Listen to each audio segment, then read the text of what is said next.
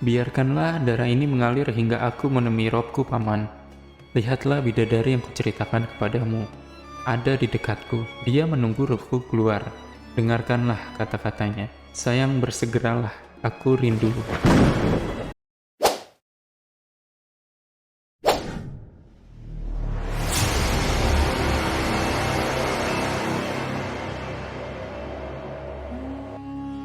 Assalamualaikum warahmatullahi wabarakatuh.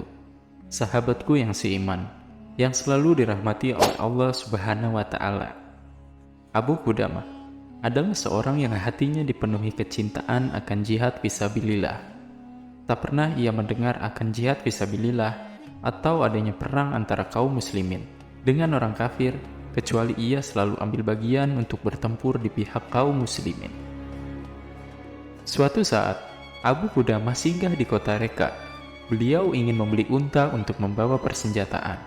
Saat beliau sedang bersantai di penginapan, keheningan pun pecah oleh suara ketukan. Abu Qudamah ternyata didatangi oleh seorang tamu perempuan. "Engkaukah Abu Qudamah?" tanyanya. "Engkaukah yang menyeru umat manusia untuk berjihad?" Pertanyaannya yang kedua. "Sungguh, Allah telah menganugerahiku rambut yang tak dimiliki wanita lain. Kini aku telah memotongnya. Aku kepang agar bisa menjadi tali kekang kuda. Aku pun telah menutupinya dengan debu agar tak terlihat.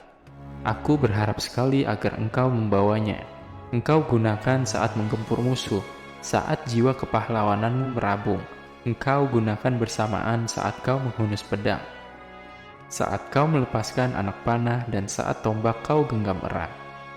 Kalaupun engkau tak membutuhkannya, aku mohon, berikanlah pada mujahid yang lain. Aku berharap agar sebagian diriku ikut di medan perang, menyatu dengan debu-debu fisabilillah. Aku adalah merupakan seorang janda. Suamiku dan karib kerabatku semuanya telah mati syahid fisabilillah. Kalaupun syariat mengizinkan aku berperang, aku akan memenuhi seruannya," ungkapnya secara panjang lebar sembari menyerahkan kepangan rambutnya. Abu Qudamah hanya diam membisu, mulutnya keluh, bahkan tidak bisa mengucapkan kata iya dengan tegas.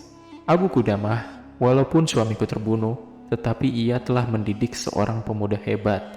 Tak ada yang lebih hebat darinya. Ia telah menghafal Al-Quran. Ia mahir berkuda dan memanah, senantiasa sholat malam dan berpuasa di siang hari. Kini ia berumur 15 tahun. Ialah generasi penerus suamiku. Mungkin besok ia akan datang bergabung dengan pasukanmu. Tolong terimalah dia. Aku persembahkan dia untuk Allah. Aku mohon, jangan halangi aku dari pahala," ujarnya. Kata-kata sendu terus mengalir dari bibirnya. Namun Abu Qudamah masih diam membisu memahami kalimat per kalimat. Tanpa sadar, perhatiannya tertuju pada kepangan rambutnya. Sahabatku yang seiman, Abu Qudamah pun segera meletakkannya bersama barang bawaan. Seolah-olah beliau tersihir dengan kata-kata himmah, tekadnya yang begitu mengharukan. Keesokan harinya, Abu Qudamah bersama pasukan beranjak meninggalkan Reka. Saat tiba di benteng Maslamah bin Abdul Malik, tiba-tiba dari belakang ada seorang penunggang kuda yang memanggil-manggil. "Abu Qudamah, tunggu sebentar. Semoga Allah merahmatimu." Abu Qudamah pun terhenti. Lalu beliau berpesan kepada pasukannya, "Tetaplah di tempat hingga aku mengetahui orang ini." Orang yang meminta berhenti tadi pun mendekat dan memeluk Abu Qudamah.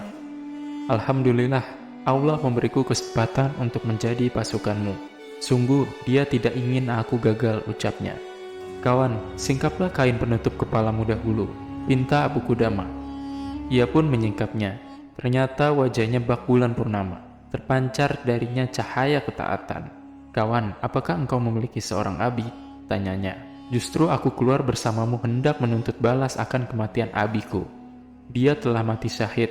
Semoga saja Allah menganugerahiku syahid seperti abiku," jawabnya.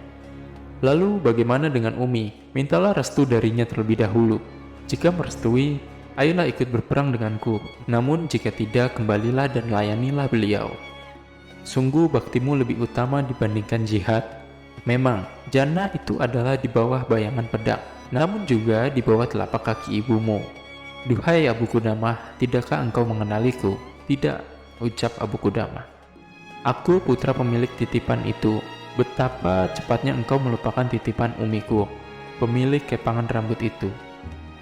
Aku insya Allah adalah seorang Syahid dari putra seorang Syahid. Aku memohon kepadamu dengan nama Allah, jangan kau halangi aku ikut berjihad fisabilillah bersamamu. Aku telah menyelesaikan Al-Quran, aku juga telah mempelajari sunnah Rasul. Aku pun lihai menunggang kuda dan memanah. Tak ada seorang pun yang lebih berani dariku. Janganlah kau remehkan aku hanya karena aku masih belia. Umi telah bersumpah agar aku tidak kembali. Beliau berpesan, "Nak, jika kau telah melihat musuh, jangan pernah kau lari. Persembahkanlah ragamu untuk Allah. Carilah kedudukan di sisi Allah. Jadilah tetangga abimu dan paman-pamanmu yang soleh di jannah. Jika nantinya kau menjadi syahid, jangan kau lupakan Umi. Berilah Umi syafaat. Aku pernah mendengar faedah bahwa seorang syahid akan memberi syafaat untuk 70 orang keluarganya dan juga 70 orang tetangganya." Umi pun memelukku dengan erat dan mendongakkan kepalanya ke langit. "Robku, maulaku, inilah putraku, penyejuk jiwaku, buah hatiku. Aku persembahkan ia untukmu. Dekatkanlah ia dengan ayahnya," terang sang pemuda. Kata-katanya terus mendobrak tanggul air mata Abu Qudamah. Akhirnya beliau benar-benar tak kuasa menahan tangis. Abu Qudamah menangis terseduh-seduh. Beliau tidak tega melihat wajah sang pemuda, tetapi telah memiliki tekad yang begitu kuat untuk berjihad. Sang pemuda pun bertanya, "Paman, apakah gerangan tangisanmu ini? Jika sebabnya adalah usiaku, bukankah ada orang yang lebih muda dariku, tetapi Allah tetap mengazabnya jika bermaksiat?" Bukan lantaran usiamu, namun aku menangis karena kalbu ibumu. Bagaimana jadinya jika engkau nanti gugur?" Akhirnya Abu Qudamah menerimanya sebagai bagian dari pasukan. Siang malam, si pemuda tak pernah jemu berzikir kepada Allah Ta'ala. Saat pasukan bergerak, ia yang paling lincah mengendalikan kuda. Saat pasukan berhenti istirahat, ia yang paling aktif melayani pasukan. Makin melangkah, tekadnya juga makin membuncah. Semangatnya makin menjulang, kalbunya makin lapang, dan tanda-tanda kebahagiaan makin terpancar darinya. Abu Qudamah dan pasukan terus berjalan menyusuri hamparan bumi nan luas. Akhirnya mereka tiba di medan laga, bersamaan dengan bersiap-siapnya matahari untuk terbenam. Sesampainya, sang pemuda memaksakan diri menyiapkan hidangan berbuka untuk pasukan, karena hari itu mereka semua berpuasa. Setelah lelah karena hikmatnya kepada pasukan selama perjalanan, si pemuda pun tertidur pulas. Saat tidur, tiba-tiba bibirnya mengembang menghiasi wajahnya. Setelah bangun, Abu Qudamah bertanya kepadanya, "Kawan, saat tertidur kau tersenyum. Apa gerangan mimpimu?" "Aku mimpi indah sekali, membuatnya bahagia," jawabnya. "Ceritakanlah padaku," pinta Abu Qudamah yang penasaran. "Aku seperti di sebuah taman hijau nan permai. Indah sekali. Pemandangannya menarik kalbuku untuk berjalan-jalan. Saat asik berjalan, tiba-tiba aku berdiri di depan istana perak. Balkonnya dari batu permata dan mutiara, serta pintu-pintunya dari emas. Sayang tirai-tirainya terjuntai, menghalangiku dari bagian dalam istana. Namun tak lama, keluarlah gadis-gadis menyingkap tirai-tirainya. Sungguh wajah mereka bagaikan rembulan. Kutatap wajah-wajah cantik itu dengan penuh kekaguman. Aku pun tak tahan hendak menjulurkan tangan untuk menyentuhnya. Belum sampai tangan si pemuda menyentuh, dia berkata, Ini belum waktunya, janganlah terburu-buru." Telinga si pemuda juga menangkap suara dari salah seorang mereka. "Ini suami almardiah." Mereka berkata kepada si pemuda, "Kemarilah, ya Harmukallah." Baru saja kaki pemuda itu hendak melangkah, ternyata mereka telah berdiri di depannya. Mereka membawa pemuda itu ke atas istana, seluruhnya dari emas merah yang berkilauan indahnya. Dalam kamar itu ada dipan yang bertatakan permata hijau dan kaki-kakinya terbuat dari perak putih. Dan di atasnya ada seorang gadis belia dengan wajah bersinar, lebih indah dari sekedar rembulan. Kalaulah Allah tidak memantapkan kalbu dan penglihatannya, niscaya butalah mata dan hilanglah akalnya karena tak kuasa menatap kecantikannya. Marhaban, ahlan wa sahlan, duhai wali Allah, sungguh engkau adalah milikku dan aku adalah milikmu, kata gadis itu. Sebentar, janganlah terburu-buru, belum waktunya. Aku berjanji padamu, kita bertemu besok selepas sholat zuhur. Bergembiralah. Akhirnya si pemuda itu mengakhiri kisahnya. Keesokan harinya, Abu Qudamah dan pasukan bersiap menghadapi kaum kafir. Barisan diluruskan, formasi dan strategi dimatangkan. Senjata tergenggam kuat dan tali kekang kuda dipegang erat. Semangat pun semakin berkobar saat mendengar kalimat, "Wahai segenap para tentara Allah, tunggangilah kuda-kuda kalian, bergembiralah dengan jannah, majulah kalian, baik terasa ringan oleh kalian ataupun terasa berat." Tak lama, pasukan kafir tiba di hadapan mereka. Banyak sekali, bagaikan belalang yang menyebar kemana-mana. Perang pun terjadi. Kesunyian pagi hari sontak terpecah oleh teriakan pasukan kaum kafir dan gema takbir kaum muslimin. Suara senjata yang saling beradu berbaur dengan riuh rendah suara para prajurit yang sedang bertaruh nyawa. Saat perang, beliau mengkhawatirkan kondisi si pemuda yang ikut berperang bersamanya. Beliau berusaha mencari di tengah medan laga.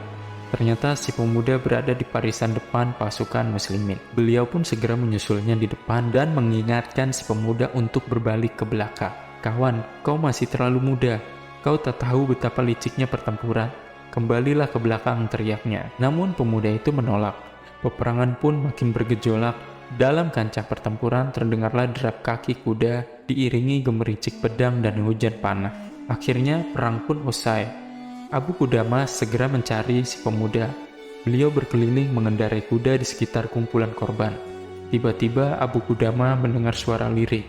"Kaum muslimin, panggilkan pamanku Abu Qudamah kemari." Suara itu adalah dari si pemuda. Ia berada di tengah-tengah kuda yang bergelimpangan. Wajahnya bersimpah darah dan tertutup debu. "Paman, demi Rob Ka'bah, aku telah meraih mimpiku. Akulah putra ibu pemilik rambut kepang itu. Aku telah berbakti padanya. Kukecup keningnya dan kuhapus debu, serta darah yang terkadang mengalir di wajahnya." Abu Qudamah pun berinisiatif mengusap darah di wajah pemuda tersebut. Jangan kau usap wajahku dengan kain. Kainku lebih berhak untuk itu. Biarkanlah darah ini mengalir hingga aku menemui Robku, Paman. Lihatlah bidadari yang kuceritakan kepadamu. Ada di dekatku. Dia menunggu Robku keluar. Dengarkanlah kata-katanya. Sayang, bersegeralah, aku rindu. Paman, demi Allah, tolong bawalah bajuku yang berlumuran darah ini untuk Umi. Serahkanlah padanya, agar beliau tahu aku tak pernah menyanyiakan petuahnya. Selain itu, agar beliau tahu aku bukanlah pengecut melawan kaum kafir yang busuk itu. Sampaikanlah salam dariku dan katakanlah hadiahmu telah diterima Allah. Paman, saat berkunjung ke rumah nanti, kau akan bertemu adik perempuanku. Usianya sekitar 10 tahun. Jika aku datang, ia sangat gembira menyambutku. Dan jika aku pergi, ia paling tidak mau kutinggalkan. Saat aku meninggalkannya kali ini, ia mengharapkan ku cepat kembali, ujarnya. Apabila engkau bertemu dengannya, sampaikanlah salamku padanya dan katakan, Allah lah yang menggantikan kakak sampai hari kiamat, ujarnya lagi. Kata-kata si pemuda membuat air mata Abu Qudamah terus menetes. Si pemuda pun akhirnya wafat. Asyhadu alla ilaha illallah wahdahu la syarikalah. Sungguh benar janjinya. Wa asyhadu anna Muhammadar Rasulullah. Inilah apa yang dijanjikan Allah dan Rasulnya. Dan nyatalah apa yang dijanjikan Allah dan Rasulnya. Itulah kata-kata terakhirnya sebelum ruh terlepas dari jasadnya. Abu Qudamah pun segera pergi menemui ibu si pemuda. Sesampainya di rumah si pemuda, beliau mengucapkan salam dan si ibu bertanya, "Engkau ingin beriku kabar gembira atau berbelasungkawa?" ujarnya. "Maksud ibu?" tanya Abu Qudamah. "Apabila putraku datang dengan selamat, berarti engkau berbelasungkawa. Jika dia mati syahid, berarti engkau kemari membawa kabar gembira," terangnya. "Bergembiralah, Allah telah menerima hadiahmu." Ia pun menangis terharu. Benar-benar ia tak kuasa menahan tangis. Alhamdulillah, segala puji milik Allah yang telah menjadikannya tabunganku di hari kiamat. Pujinya kepada Allah, Zat yang Maha Kuasa. Kemudian Abu Qudamah mendekat kepada adik si pemuda. Beliau berkata, "Kakakmu menitipkan salam padamu dan berkata, Dik, Allah lah yang menggantikanku sampai hari kiamat nanti." Setelah mendengar itu, gadis kecil itu tiba-tiba menangis kencang-kencangnya. Wajahnya pucat dan ia menangis hingga tak sadarkan diri, bahkan sampai nyawanya telah tiada. Sang ibu mendekapnya dan menahan sabar atas semua musibah yang menimpanya. Abu Qudamah benar-benar terharu melihat kejadian ini. Beliau pun menyerahkan sekantong uang, berharap bisa mengurangi bebannya.